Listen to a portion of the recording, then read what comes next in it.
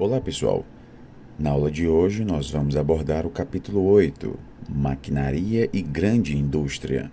Nos primeiros itens do livro, Marx explicou como o capitalismo desenvolveu uma base tecnológica ímpar, revolucionando as tecnologias associadas ao artesanato e à indústria manufatureira. Essa base se formou pela produção de máquinas por máquinas e pela associação de muitas máquinas num sistema fabril. Mas máquinas são mercadorias que têm de ser pagas, portanto, seu valor tem de circular como capital constante durante o seu tempo de vida.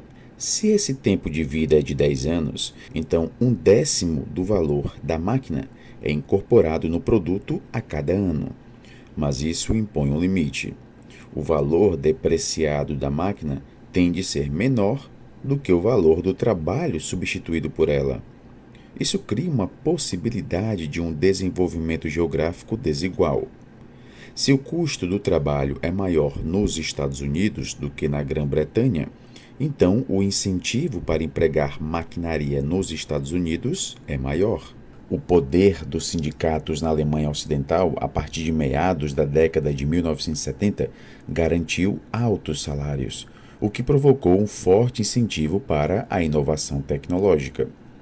Assim, a vantagem tecnológica permitiu à Alemanha Ocidental ganhar mais valor relativo com relação ao resto do mundo, mas ao mesmo tempo produziu um desemprego estrutural. A transformação de ofícios qualitativos em supervisão de máquinas permitiu o emprego de mulheres e crianças de um modo que antes não era possível. Isso possibilitou a substituição do trabalho familiar, o salário familiar, pelo trabalho individual, ou seja, o salário individual, e economia para o capitalista. Mas teve grandes consequências para as estruturas familiares e as relações de gênero, e provocou mudanças no papel e na forma das economias domésticas. Os capitalistas se esforçaram para recuperar o mais rápido possível o valor incorporado nas máquinas, o que implicava usá-las 24 horas por dia, se isso fosse possível. A maquinaria também pôde ser usada para intensificar o processo de trabalho. Os capitalistas puderam assumir o controle tanto da continuidade quanto da velocidade do processo de trabalho, e assim reduzir a porosidade da jornada de trabalho. A intensificação surgiu como importante estratégia capitalista para tirar mais valor do trabalhador. Os trabalhadores podem ir de uma máquina a outra. Eles se tornam de fato supervisores de máquinas. Marx descreve a desqualificação que acompanha o advento do sistema fabril, de modo que pouco a pouco todo o trabalho se torna homogêneo. Se você pode vigiar esta máquina, também pode vigiar aquela. O significado contínuo da desqualificação através da história do capitalismo foi objeto de um debate considerável em tempos mais recentes. Os trabalhadores são, portanto, reduzidos à tarefa vitalícia de servir a máquinas particulares. Dessa forma, o trabalhador e as relações sociais mudam com a atividade laboral, de tal modo que os trabalhadores se tornam meros apêndices das máquinas. Na manufatura e no artesanato, o trabalhador se serve da ferramenta. Na fábrica, ele serve à máquina. Lá, o movimento do meio de trabalho parte dele. Aqui, na fábrica, é o contrário. É ele que tem de acompanhar o movimento. Na manufatura, os trabalhadores constituem membros de um mecanismo vivo. Na fábrica, nós temos um mecanismo morto, independente deles e ao qual são incorporados como apêndices vivos. Aqui, as concepções mentais são separadas do trabalho físico. As concepções mentais ficam com os capitalistas. São eles que concebem as coisas. Os trabalhadores não precisam pensar, apenas dão assistência às máquinas. Isso pode não ser verdade na prática, é claro, mas o que importa é que essa é a estrutura pela qual a classe capitalista luta dia e noite e, consequentemente, toda a estrutura das concepções mentais, das relações sociais, de reprodução da vida, da relação com a natureza, etc., é transformada segundo posições de classe. Essa transformação se baseia na capacidade de degradar de tal maneira a situação dos trabalhadores que eles acabam se transformando em meros apêndices das máquinas, incapazes de usar seu poder mental e sujeitos ao poder autocrático e às regras despóticas dos capitalistas. A habilidade agora vai residir naqueles que projetam as máquinas, nos engenheiros, que se tornam um pequeno grupo de trabalhadores altamente especializados. Mas, em contrapartida, como Marx observou anteriormente, surge uma classe superior de trabalhadores, com formação científica ou artesanal, situada à margem do círculo dos operários fabris e somente agregada a eles. Transformações desse tipo só poderiam gerar resistência, em particular dos trabalhadores qualificados. O ludismo, que assim foi batizado em referência a um personagem ficcional chamado Ned Ludd, foi um movimento de protesto contra a desqualificação e a perda de trabalho, em que os trabalhadores destruíam as máquinas. Eles consideravam que as máquinas eram suas concorrentes, que elas destruíam suas habilidades e criavam insegurança em relação aos postos de trabalho. Marx parece, no entanto, sugerir que o problema não são as máquinas, o problema não é a tecnologia, o problema é o capitalismo, consequentemente as relações sociais. Nós podemos deduzir que as máquinas seriam neutras em si mesmas, portanto, poderiam ser usadas na transição para o socialismo. Historicamente, parece ser verdadeiro que os trabalhadores pararam de quebrar as máquinas e se voltaram contra os capitalistas que utilizavam essa tecnologia de modo mais brutal. Mas isso parece violar a linha geral de argumentação de Marx, sobretudo se for considerada a leitura feita da nota 89 do livro Capital, na qual as tecnologias e as relações sociais estão mutuamente integradas. De acordo com essa leitura, há um problema que diz respeito às próprias máquinas, porque, afinal de contas, elas foram concebidas e introduzidas para interiorizar certas relações sociais, concepções mentais e modos de produzir e viver. O socialismo foi obrigado a usar as tecnologias capitalistas em seu estágio revolucionário inicial e, dadas as exigências das circunstâncias como guerra e desordem social, Lenin estava certo em adotar as mais avançadas formas tecnológicas do capitalismo para recuperar a produção e, com isso, proteger a revolução. É justamente o que ele faz ao adotar, pessoal, o Taylorismo. Mas, considerando leituras feitas do livro, um projeto socialista revolucionário de longo prazo não pode evitar a questão da definição de uma base tecnológica alternativa, ou de relações alternativas com a natureza, relações sociais alternativas, sistemas de produção alternativos, reprodução alternativa da vida cotidiana e concepções de mundo alternativas. As tecnologias, concluindo aqui, não são neutras em relação aos outros momentos da totalidade social. Marx vai introduzir pela primeira vez a ideia do desemprego ocasionado pela tecnologia. As inovações que poupam o trabalho provocam demissões. De fato, ao longo dos últimos 30 anos, profundas mudanças econômicas e aumentos de produtividade incríveis causaram desemprego e insegurança no emprego e tornaram muito mais fácil a tarefa de disciplinar politicamente o trabalho.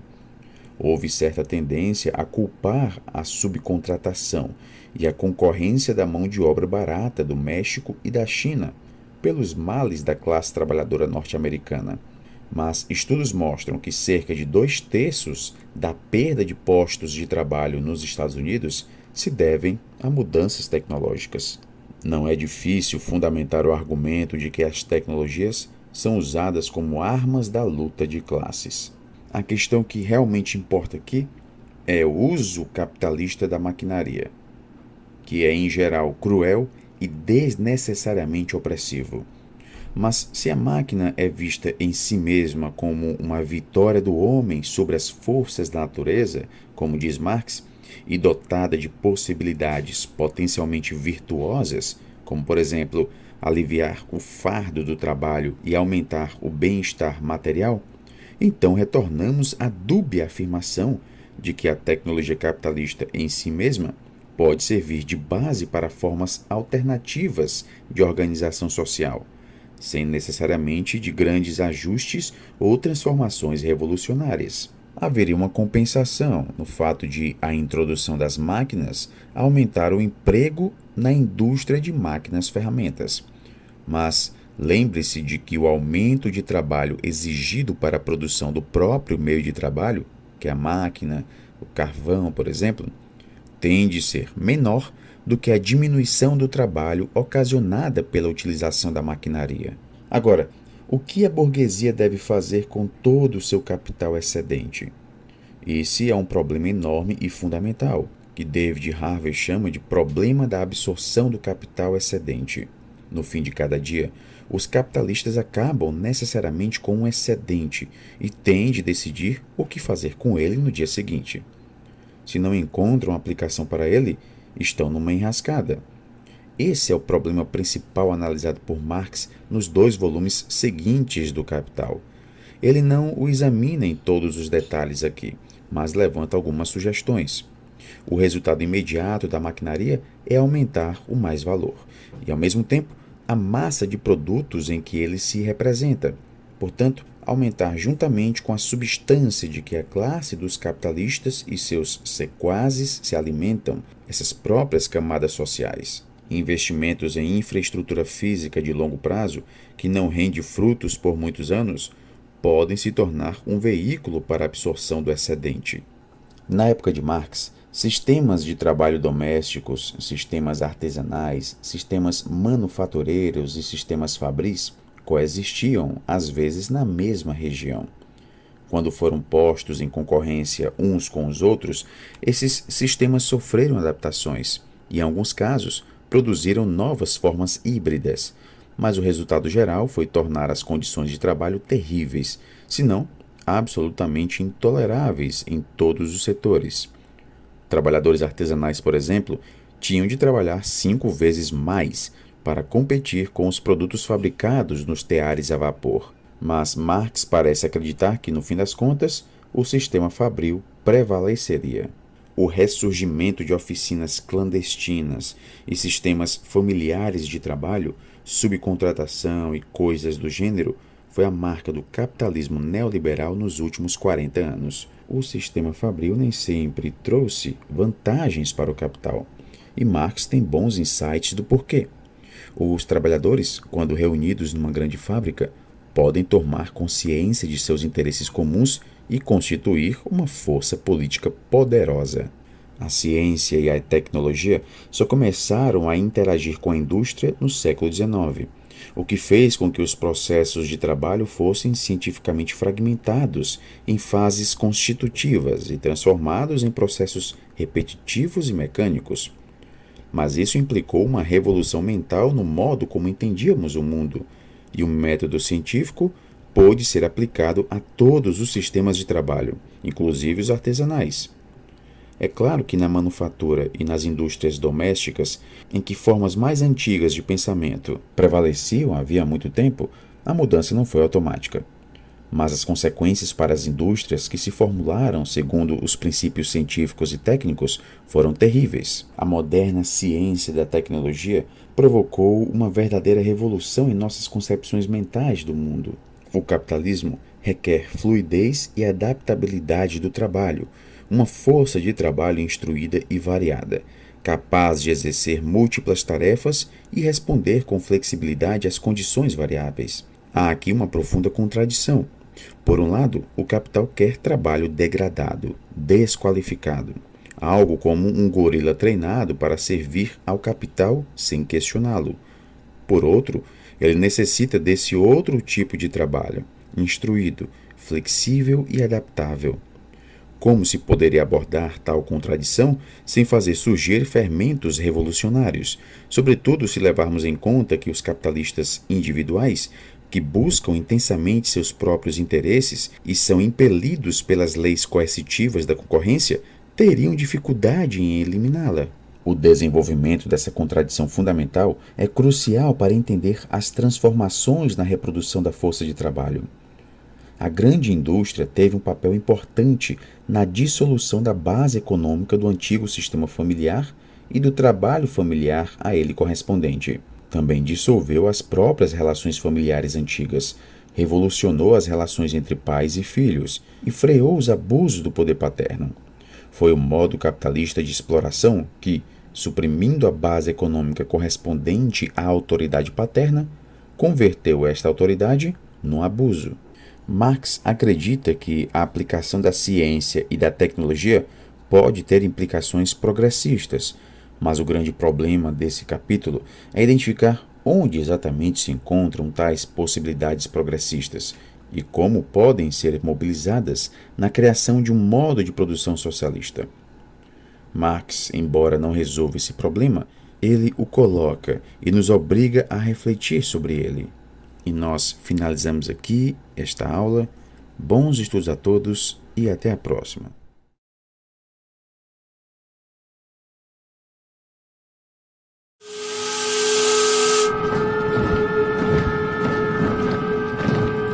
Metrópolis, um filme de Fritz Lang. O controlo do tempo é o centro nevrálgico da nova economia comercial. O tempo medido matematicamente que sincroniza tanto os homens como as partilhas. O tempo, dinheiro para uns, canga para outros. Até meados do século XIX, algumas fábricas inglesas proíbem os operários de ter o seu próprio relógio, correndo o risco deste ser confiscado ou de haver despedimento. O controlo do tempo pertence aos patrões, que não hesitam então a adulterar o relógio da fábrica, adiantando os ponteiros de manhã e atrasando-os à tarde para roubar ao operário alguns minutos infelizes. O dia de trabalho pode chegar às 16 horas, às quais devemos acrescentar 2 horas de caminho a pé entre a fábrica e a casa. O operário fica com apenas 6 horas para recuperar e restabelecer a força de trabalho para o dia seguinte.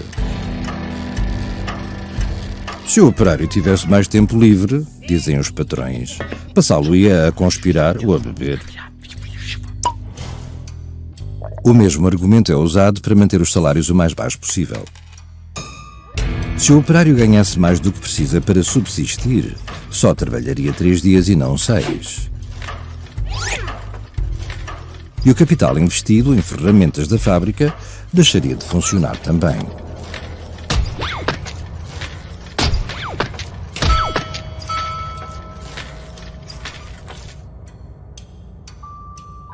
Daí o argumento tantas vezes repetido pelos patrões nos tribunais ingleses. O operário que recusa trabalhar 6 dias por semana está a privá-los dos seus lucros, está a roubá-los. Jacques Rancière, philosophe. Ce qui est central pour définir l'être ouvrier, et du même coup, on peut dire la souffrance ouvrière, c'est l'absence de temps. Bon, normalement, quand on pense ouvrier, on pense le travail, la pénibilité du travail, les heures de travail, mais comme heure, disons, de souffrance au sens de la difficulté. Ou bien, au contraire, on pense au travail ouvrier comme source de fierté, et ainsi de suite. Or, bon, ce qui m'a frappé, bon, lorsque j'ai lu tous les textes ouvriers des années 1830, 1840, c'est que quand même, le principal problème, c'est le fait que on n'a pas le temps, c'est le fait qu'on est contraint, qu'on ne dispose pas finalement des moyens de vivre, quoi. Et bien sûr, ce qui m'a intéressé, c'est que quand j'ai relu La République de Platon, parce que je voulais en quelque sorte m'introduire une perspective par rapport à ma recherche sur l'archive ouvrière, ce qui m'a frappé, c'est que Platon le dit, tout au début de La République, il dit que pour que le travail soit bien fait, il faut que l'ouvrier soit là tout le temps. Il n'a pas le temps d'être ailleurs que dans son atelier ou dans son lieu de travail. Ce qui est évidemment une absurdité, surtout dans un type d'économie relativement primitif, celui dont il parle. Ce qui veut dire qu'en réalité, l'absence de temps, c'est quelque chose comme une contrainte symbolique. Au fond, c'est ça qui a été reproduit, on peut dire, un petit peu continuellement au fil des siècles, à savoir qu'il y a des gens, ça peut être les ouvriers, ça peut être les femmes, qui ont leur lieu et leur emploi du temps qui est bien assigné, quoi. et qui n'ont pas à s'occuper d'autre chose. Au fond, il y a cette espèce de grand partage fondamental entre ce qu'on appelait dans l'Antiquité des hommes actifs, c'est-à-dire des gens qui sont capables justement d'avoir la disposition de leur temps, de se fixer des buts d'action, ou même éventuellement de goûter le loisir, et puis ces hommes qu'on disait passifs, qu'on disait parce que, voilà, ils étaient censés vivre au fond le temps comme une espèce de contrainte, une nécessité de tous les jours, sans aucune possibilité d'avoir des vues à long terme, sans aucune possibilité de sortir du cercle de la contrainte et des besoins matériels.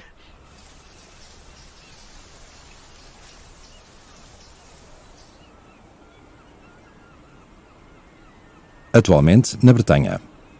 Joseph Pontius, operário temporário na indústria agroalimentar. On a un chef qui est pas méchant au demeurant, qui bosse bien avec nous, qui donne un coup de main, etc. Dans un atelier où les gars finissent toujours à leur pile. Il y a des ateliers où ils font généralement du rab, là ils finissent toujours à leur pile. C'était un lundi, donc on était reposé du week-end, tout allait à peu près bien. Il restait 5 vaches à couper. 5 vaches, ça prend 5 minutes. Les gars se concertent entre eux, ils disent « Allez, on n'est pas à 5 minutes près, on va faire les 5 vaches. » Ils font les 5 vaches, c'est la première fois de ma vie que je les voyais faire du rab. Le chef vient les voir, leur dit « Merci, merci ». C'est comme si sa vie en dépendait des 5 vaches qu'il avait fait. Le lendemain, on finit 10 minutes en avance. 10 minutes en avance. On se dit, bon, voilà, il va nous laisser partir, il va pas nous faire chier pour... Le même chef, il fait, ah bah il y a des vaches qui ont été tuées du jour, là on peut s'en tuer une dizaine, comme ça on prend de l'avance pour demain. Et je crois qu'en rentrant ici, à la maison, j'ai pleuré. J'ai pleuré déjà de cette humiliation, enfin... Oui, d'humiliation, quand même. C'est complètement comme une humiliation. D'incompétence du chef, qui est un bon bosseur, hein, mais je pense qu'il a jamais fait d'école de management ou de ressources humaines ou quoi que ce soit, de pas comprendre à quel point c'était du mépris envers les gars de pas leur filer 10 minutes.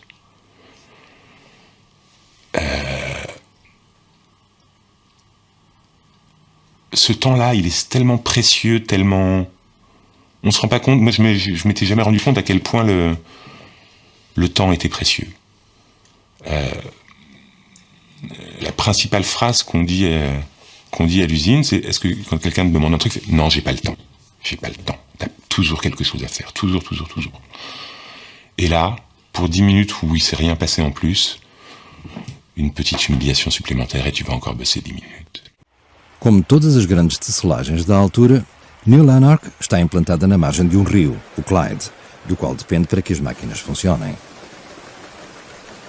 No início do século XIX, a energia continua a ser a tradicional. A inovação é mecânica primeiro. A máquina de fiar Jenny, a arte da fiação automática cujo uso se generaliza no final do século XVIII. A máquina de fiar Jenny substitui a roca e acaba com o trabalho de dezenas de fiadeiros. Mas também cria uma nova procura de mão de obra. Para reatar os fios que se partem, é preciso ser muito pequeno para se meter debaixo das máquinas.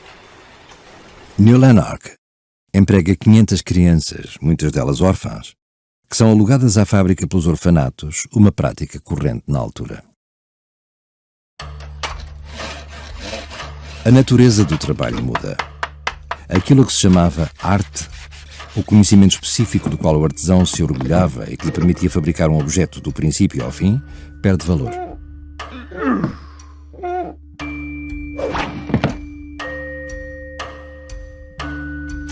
Nas novas fábricas mecanizadas, o trabalho é dividido entre vários operários.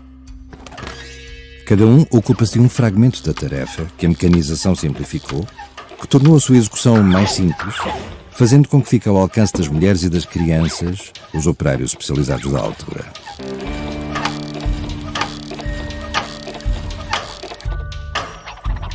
Seja como for, os salários são tão baixos que a família só sobrevive se todos trabalharem para a fábrica.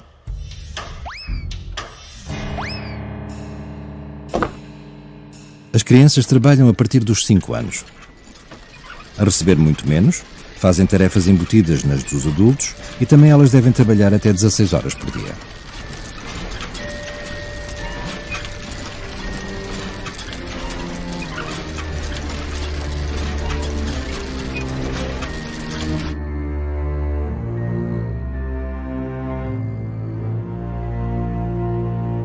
Ainda no final do século XIX, o americano Lewis Hine fotografou as crianças das grandes tecelagens.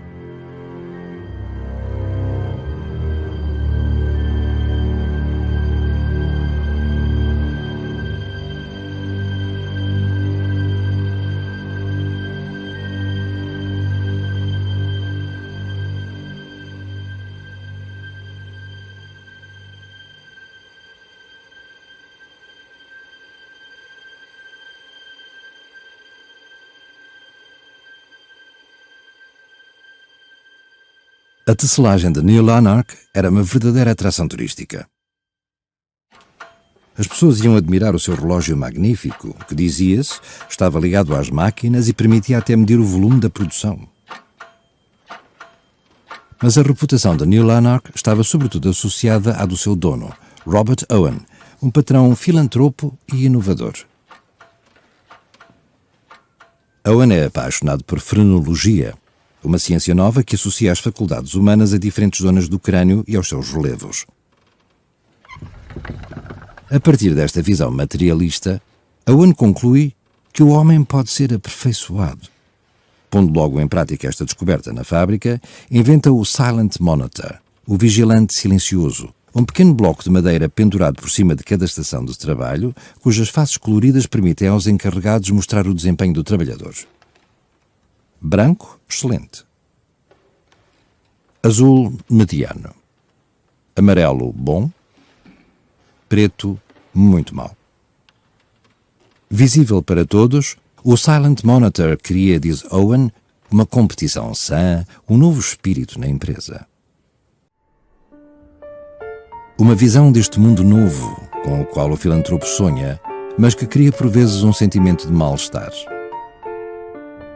Ao ver aquelas crianças a manobrar com uma regularidade perfeita, diz o amigo de Owen, pensei em marionetas que estavam a ser movidas elas mesmas pela grande engrenagem da fábrica.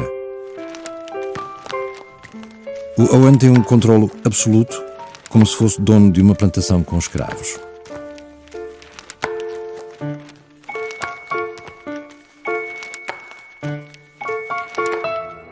Mas é melhor uma tirania paternalista do que uma simples tirania, como a que estão sujeitos os operários ingleses durante o século XVIII.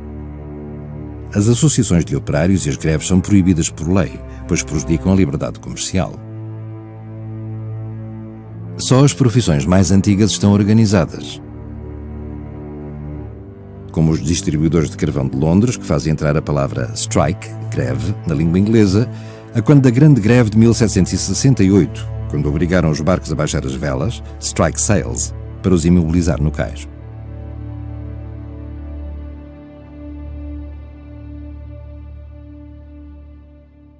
Não havendo greve, recorre-se a formas de luta herdadas da tradição rural. O motim à antiga, espontâneo e selvagem, provocado pela fome ou pelo aumento do preço do trigo e muitas vezes liderado por mulheres. Atacam os especuladores e exigem preço justo. A insegurança social é total. Sem contrato, sem proteção, à mercê das flutuações do mercado, o operário vive sob constante ameaça do pior. Cair na pobreza absoluta, que uma outra série de leis, as chamadas leis dos pobres, consideram um delito. Sem trabalho e sem recursos, o operário está condenado à workhouse, casa de trabalho, uma cadeia de trabalhos forçados para adultos e crianças. Entre as leis que proibiam sindicatos e as leis que criminalizavam a pobreza, os operários que não têm direito a votar ficam prisioneiros de uma verdadeira canga legislativa.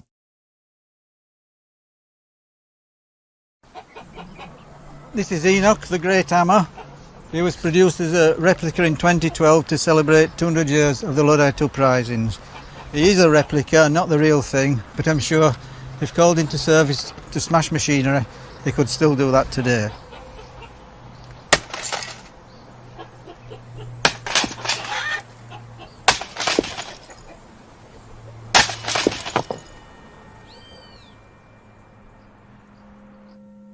Eis o verdadeiro Enoch, o grande martelo que os habitantes de Yorkshire, no norte de Inglaterra, usam em 1812 para destruir as máquinas novas que ameaçam a sua sobrevivência. Atualmente, o martelo está numa vitrina no Museu de Huddersfield, rodeado pelas matracas das forças da lei e a espada de um dos soldados que o governo enviou aos milhares para acabar com a maior insurreição que a Inglaterra tinha visto desde o século XVII. Os insurgentes são artesãos da lã. Cardadores e tosquiadores que tosquiam a lã para a deixar mais lisa com tesouras pesadas, cuja manipulação exige muita força e arte. A tosquiadora mecânica não precisa nem de uma coisa nem da outra.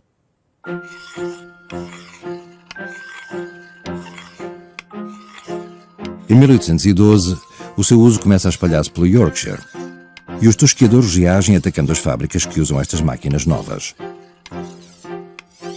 Em poucos meses, várias centenas de tosquiadoras mecânicas são destruídas.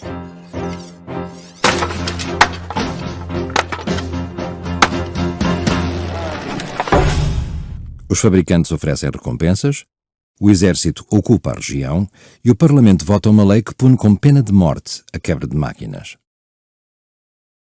Prende-se, julga-se, executa-se. Mas o movimento não é apenas corporativista. O mítico general Laud, que os insurgentes clamam, é um corretor de todos os males na senda da tradição de Robin dos Bosques. Só o general Laud pode dar alegria aos pobres, diz este passo para uma reunião secreta. Come, cropper, lads of high renown, who love to drink strong ale that's brown, and strike each haughty tyrants down with hatchet, pike and gun. The cropper lads for me, the gallant lads for me, who in lusty stroke the ship-frames broke, the cropper lads for me. As únicas imagens que temos dos insurgentes luditas são as da propaganda governamental que os descreve como saqueadores cobardes disfarçados de mulher para atacar. Mas na memória popular são heróis, cujas proezas são cantadas. And night, fine night, when all is still, and the moon is hid behind the hill, we forward march to do our will with hatchet, pike and gun. Great Enoch still shall lead the van, stop him who dares, stop him who can. Press forward every gallant man with hatchet, pike and gun. Come all you croppers of stout and bold, let your faith grow stronger still. These cropping lads in the county of York broke the shears at Horsfall's mill. They broke the shears and the windows too, set fire to the Taslim mill. They formed themselves all in a line, like soldiers at the drill. Para os ataques mais espetaculares, várias centenas de luditas reúnem-se de noite nas charnecas à volta de Huddersfield. A disciplina é quase militar. Todos os presentes prestaram juramento. Um gesto que os incentiva ainda mais, uma vez que uma nova lei pune esses juramentos ilegais com a deportação para as colónias. I, on my voluntary will and accord, do declare and solemnly swear that I will never reveal to any person or persons, in any place or places under the canopy of heaven, the name or names of any persons who compose this secret committee, their secret proceedings, meeting place, abode, or anything else that may lead to a discovery of the same, either by word, deed, or sign, under the penalty of being sent out of the world by the first brother who shall meet me.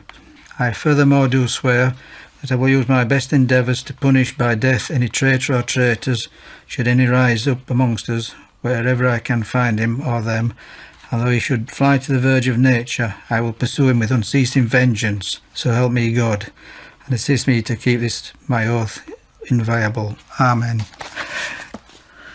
So it was very serious stuff, because at that time I actually believed that it would bring retribution to them, if not from the Luddites, then from God.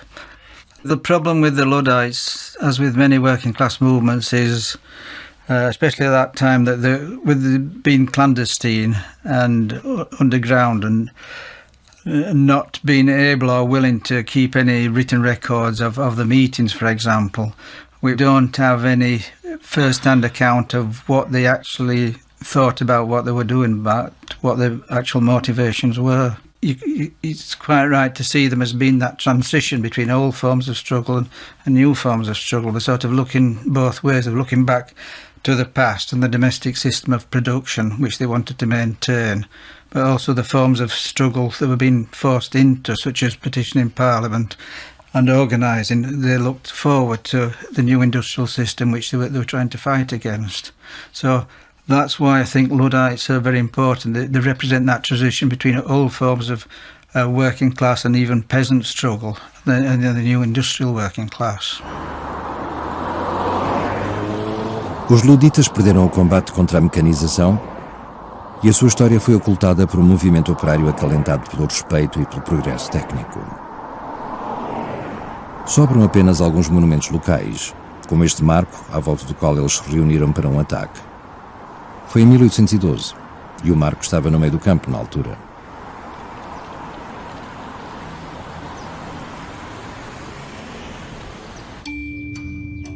Huddersfield em 1847.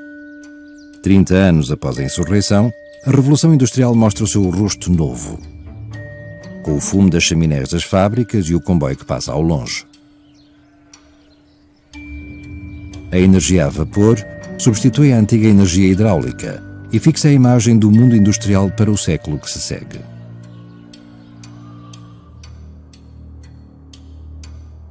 Símbolo de modernidade e progresso, a energia a vapor é uma mina de ouro para os caricaturistas.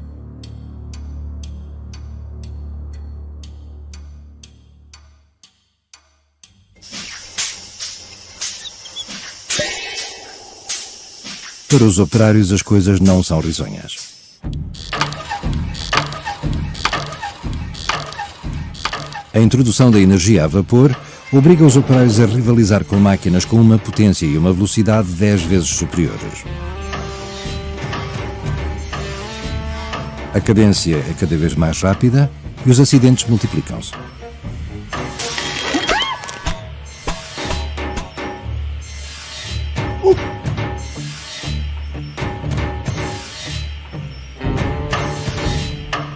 É o preço a pagar pelo progresso técnico, dizia-se antes e diz-se agora.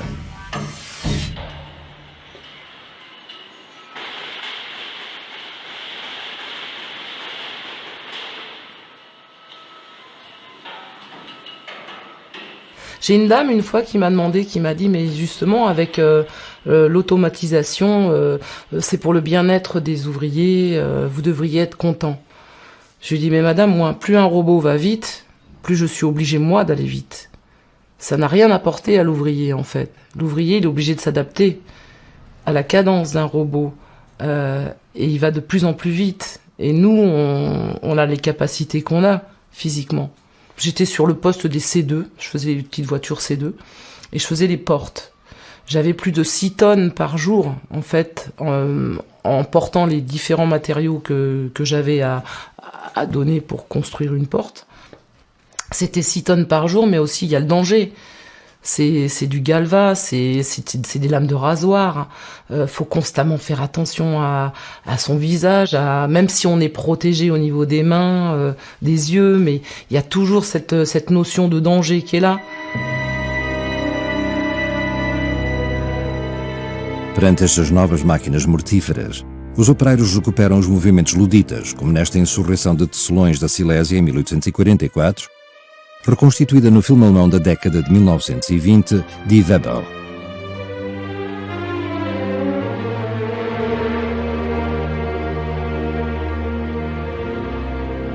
Não há testemunhos diretos destes luditas alemães, mas um romance da época dá-lhes a palavra. Stefan Berger, historiador. If we want to do it like the English, we have to destroy the steam engines and raze the houses of torture, that is the factories, to the ground. My 2 boys are lying in bed at home. Until a year ago, they were perfectly healthy. Now, one of them is missing a hand, the other a foot.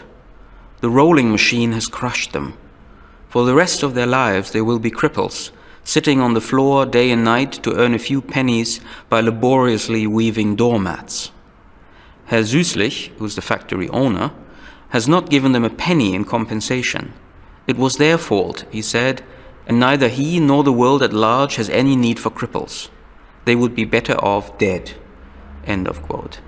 So it shows the kind of, on the one hand, the perception of amorality of the owners who are only thinking about their profit and have no feelings for the workers who are at the receiving end of the machinery, who are suffering from the machines, who are experiencing accidents and are marked for life by the experience of working with the machines. And the consequences that some of them draw from this is to destroy the things that oppress them, and that is the machines. And the reference here also is to the English, because in England, of course, we see the earliest forms of Luddism and also the most widespread and the most extreme, because I guess it is in England where this new factory regime is first established. So it is 20, 30 years after the English Luddism that we have these forms of machine breaking, say, in the German lands. And of course, the people know that this has already happened in Britain. So in that sense, the British Industrial Revolution and industrialization, and also the working class experience in that industrialization, become models for the continental workers.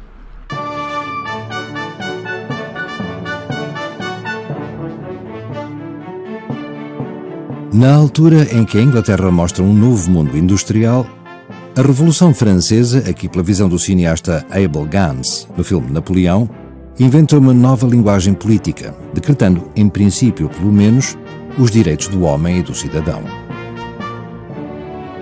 Em Inglaterra, esta linguagem é adotada por um pequeno grupo de radicais, artesãos e escritores, entre os quais o grande poeta William Blake, que faz uma crítica virulenta do factory system e das suas grandes fábricas, que apelida de moinhos de Satã.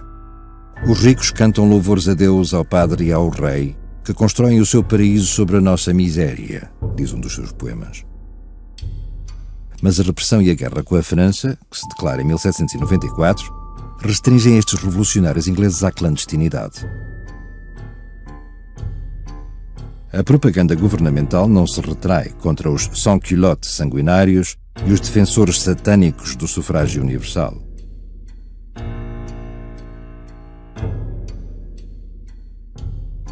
O seu alvo é sobretudo Thomas Paine, autor do panfleto Os Direitos do Homem, publicado em 1794 com uma tiragem de 200 mil exemplares.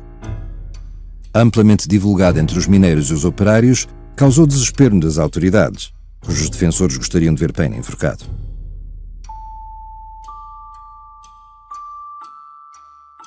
Após o fim da guerra com a França e o fracasso da insurreição ludita, as ideias radicais voltam a aparecer e propagam-se entre os operários graças a vários jornais ilegais com títulos evocadores. Górgona, Anão Negro, Medusa. Estes jornais são sistematicamente proibidos, os jornalistas detidos e os vendedores condenados a serem chicoteados em público. Os operários não têm de pensar, declara um lord inglês, tal como os lords não têm de trabalhar em artes e máquinas. Ideias radicais emergem. O mundo divide-se em duas grandes classes, os que produzem, a classe produtiva, e os que desfrutam, os parasitas. Pode ser lido na Górgona em 1818.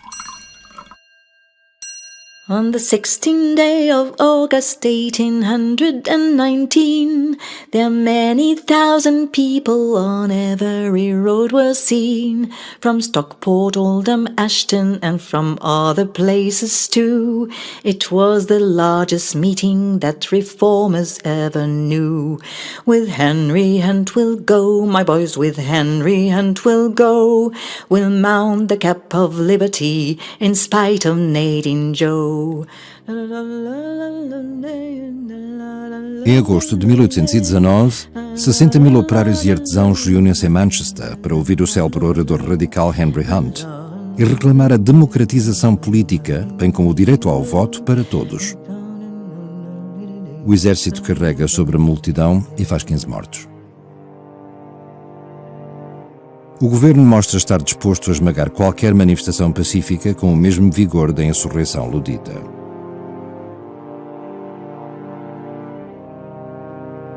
O massacre da Praça St. Peter, que recebeu a alcunha sarcástica de Peterloo, em referência à Batalha de Waterloo vencida 4 anos antes, torna-se a certidão oficial de nascimento do movimento operário inglês.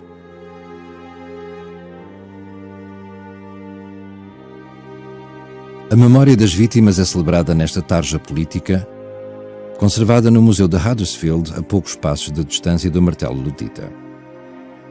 Data de 1820 e estará presente em todas as manifestações operárias do século XIX.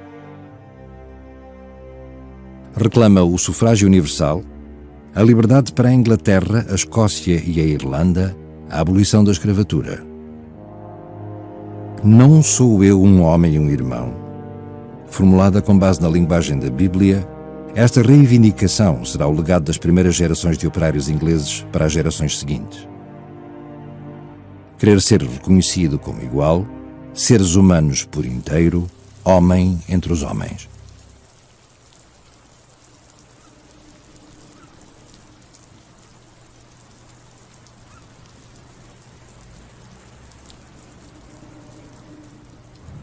La première fois, comme dans toutes les usines, c'est l'odeur.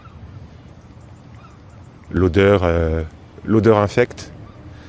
Et ce qui est terrible, c'est qu'au bout de 2-3 jours, l'odeur, on s'habitue. On ne se sent même plus.